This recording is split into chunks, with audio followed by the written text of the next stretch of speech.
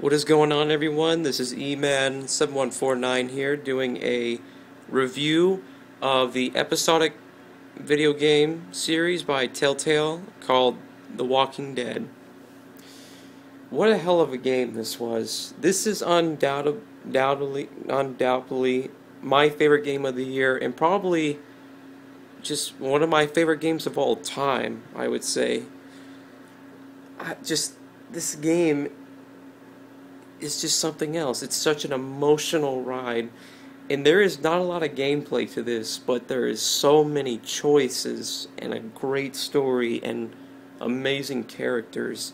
It doesn't matter about the gameplay. This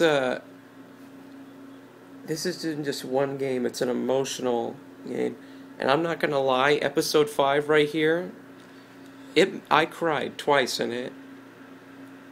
It's just a video game has never made me do that before. A couple movies have, but a video game, it's just that you were so into the characters that, like, when something bad happened to them or when they lost their lives, it pulled at your heartstrings, and it was really just depressing. The final, the final scene in this, it's called Goodbye. I lost it and I just completely cried. It was so sad. I'm going to be going over the episodes here and giving my thoughts on it. Episode 1, A New Day, is the introduction to Lee Everett, who is the main protagonist for this whole game. He's in a cop car and handcuffed, obviously, on his way to jail. We don't know why at first, but actually you can learn after a couple dialogue options, you can learn that his wife was cheating on him, and when he found out, he killed the man that she was sleeping with. Who, tell me if I'm wrong, but I believe they actually commented, and the girl right there, her name's Carly. I think it was the senator. I could be wrong, but I think she made that comment saying you killed the senator. But they get in a car accident. The cop hits a zombie, and they go off the road, and Lee's leg is really injured. So he's seeing all these zombies and realizing what's going on. So he goes up to this little suburban neighborhood and ends up at this house. And there's a tree house in the back. He's not seeing anyone and gets inside. And all of a sudden a walkie-talkie goes off, and it's this little girl named Clementine who was hiding in the tree house for, I guess, a couple days. He kills a zombie that's inside the house, and she comes down. And they start talking, and he says, I want to take care of you, and you take care of me. So they take off together and go to Herschel's farm. That's where you meet Kenny, Katja, and Duck. And a situation comes up where the owner of the farm, his son gets run over by a tractor, and Kenny's kid, Duck, was the person on the tractor. He drove it over him, and you have to make a choice. Save Herschel's son or Duck. I actually saved Herschel's son, thinking I could save him and Kenny could get Duck, but didn't work out that way. Duck got saved, but Herschel's son died. Then you end up going to a drugstore in Macon and meeting another group. You have Larry, Lily, Carly, and Doug, who look like they're not doing too well at the very moment. You end up getting into like a fight with Larry, who says that Kenny's kid was bitten, and you have to choose whether you think he was bitten or not. And he ends up having like a mini heart attack, and you have to help him. But when you do, like, an alarm goes off, and the place gets overrun with zombies, and you have to leave. And at the very end, you kind of make a fort at this hotel. And then the episode ends because the power goes out. Episode 2, Starve for Help. It's been I think about a week after the events. Once again, correct me if I'm wrong, I haven't played in a while. But they're running out of food, the group is, and they're starting to run out of food, and tensions are getting high, and people are getting mad. But these two guys end up approaching the farm, and you find it interesting, and they say, listen, we have a farm up here, why don't you come up and we'll trade food for gasoline. They end up being cannibals. You find out some weird things are going on. You find out they're cannibals, and they're actually killing people and eating them, which is just horrible, horrible, and it's just wrong. It shows you what this game can do. It's like it completely did a 180 and mind fucks you. And it's just like, whoa, cannibalism? That's a little much. But this doesn't compare to some of the other stuff, but I'll get into it. You have to make a choice if you're going to kill Lily's dad or not. He dies no matter what. And at the very end, after you kill the farmers, you find this car, and it has food, supplies, and you have to choose whether to take it or not. I took it, and Clementine didn't like that one bit, but I did give her a hoodie. Episode 3, Long Road Ahead. So once again, things are running out, and Lee and Kenny are making trips into the town, Macon, and it's just getting worse and worse, and Kenny says, listen, we need to leave now. There's no chance here. But Lily's fighting it. Lily ends up going insane. She loses her mind, and she murders Carly. And you have a choice whether to make her stay and die on the road or leave. I didn't take her with us. She shot someone in cold blood, and that's just horrible. You end up making it on a train, and you get the train rolling. But the problem is Duck got bitten. And Kenny doesn't want to accept this, but Katja take Duck out in the woods, but then you hear a gunshot. You run out there and you see Katja actually committed suicide. She killed herself. So it's like horrible, because now Kenny lost he lost his whole family right in the blink of an eye, right in front of him. His wife killed herself, and then you have to either shoot Duck or make Kenny shoot him. I shot Duck. I wasn't going to make Kenny suffer anymore. After that, you end up arriving in Savannah, and Clementine's walkie-talkie goes off, which everyone thought was broken, and it's a guy you don't know who says, I can't wait for you to get to Savannah. I got your parents right here. And you're like, who is this? Episode 4, Around Every Corner. Oh, I'm sorry. You also meet 2 new characters in Episode 3 called Omid and Chris, so they're going to be a big part of the story. But you meet them at the very end. Around Every Corner. So you make it into Savannah, and right off the bat you see the place is overrun with zombies, and it's not looking too good.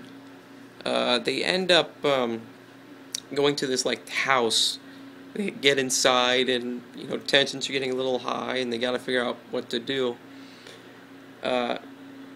Omid has like broken his leg, so they need to get medicine, and Lee ends up finding 2 people. He finds this woman who basically is like an assassin. I'm not kidding, she's like an assassin, and a doctor. They end up having to break into Crawford, and it's just horrible things happen there. There's a bunch of zombies, people dying, and you find out some sick things that went on behind the scenes. You eventually get out, and you find a boat, and people are working on it, but the thing is, I never mentioned Ben, did I? I'm sorry, I'm getting ahead of myself here. Character named Ben, who you meet back in Episode 2, admits that he's the one who was giving Bandit stuff, and eventually was the guy who basically caused the Duck to be bitten and Katja to kill herself. Kenny goes berserk and tries to murder him, but you have to hold him back. Then you have to make the choice whether Ben lives or dies. I let him die. I know that sounds horrible, but he wanted to sacrifice himself, so I let him die. You end up getting back, and Clementine, you wake up in the morning, she's gone. And you see her hat's out in the lawn. And you go to pick up her walkie-talkie, it's in the street, and a zombie attacks you. You kill it, but then Lee looks at his arm, and he's like, oh no, he was bitten. Then the episode ends. And finally, Episode 5, No Time Left. The saddest episode in the entire Season 1 of this game. So Lee's bitten, he's running out of time, and I had everyone in my group go. Kenny, Omid, and Krista. You end up all going out trying to save Clementine, but bad things happen. The boat gets stolen. Kenny sacrifices himself to save everyone. Then you end up getting separated from Omid and Krista, and Lee goes off on his own, even though he's passing out a lot and is getting closer to turning to a zombie.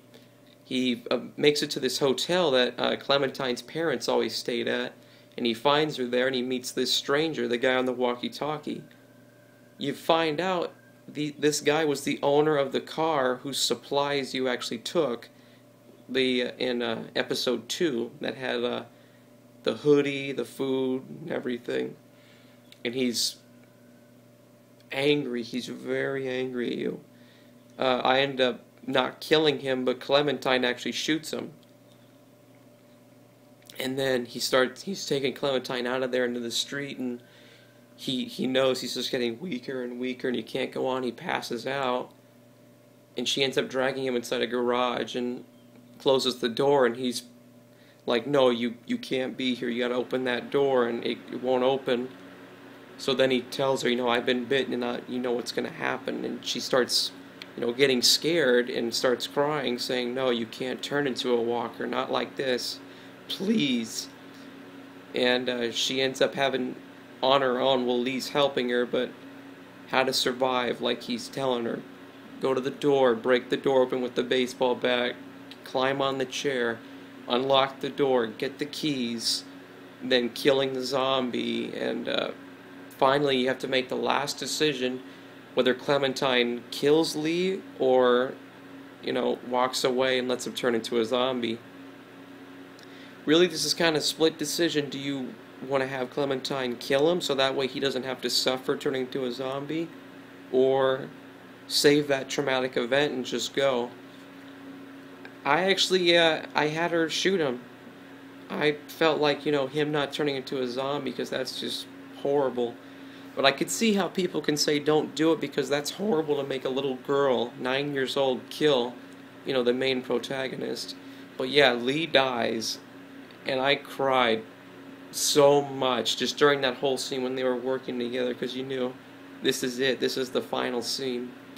So the credits start to roll, and then there's an epilogue right at the very end where you see Clementine's walking through the countryside. She's out of Savannah, and she stops and sits down on a log, and then she gets up and looks and sees there's two figures, two people, way out in the hills, and she can't really tell who it is. It's really implied that it's Omid and Krista because they're alive, but it could be two zombies.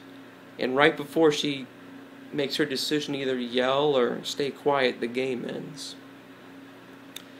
So yeah, The Walking Dead Season 1, one of my favorite games of the year, probably, yeah, one of my favorite games in maybe the past 2 years. Lee Everett, one of the, probably the best protagonists in any game, and in 2012, the best hero in 2012. Great side cast, you had Kenny, great, great person to be with you, a good side character. Clementine, an excellent character. I love this game a lot. It's one of my favorites, so you're emotionally attached to it, and it pulls at your heartstrings. I can't say that one other video game has done that to me, and that's just wow. The Walking Dead, Season 1, the video game gets a 10 out of 10 for me. It's just that good. It's so sad, but it's satisfying. And it's been confirmed there'll be a Season 2, so I'll be definitely, covering that. But thank you, everyone, for sitting through. Yes, if you haven't played it yet, pick it up. There's going to be a retail version December 4th. But yes, this is eMad7149. Thanks for watching.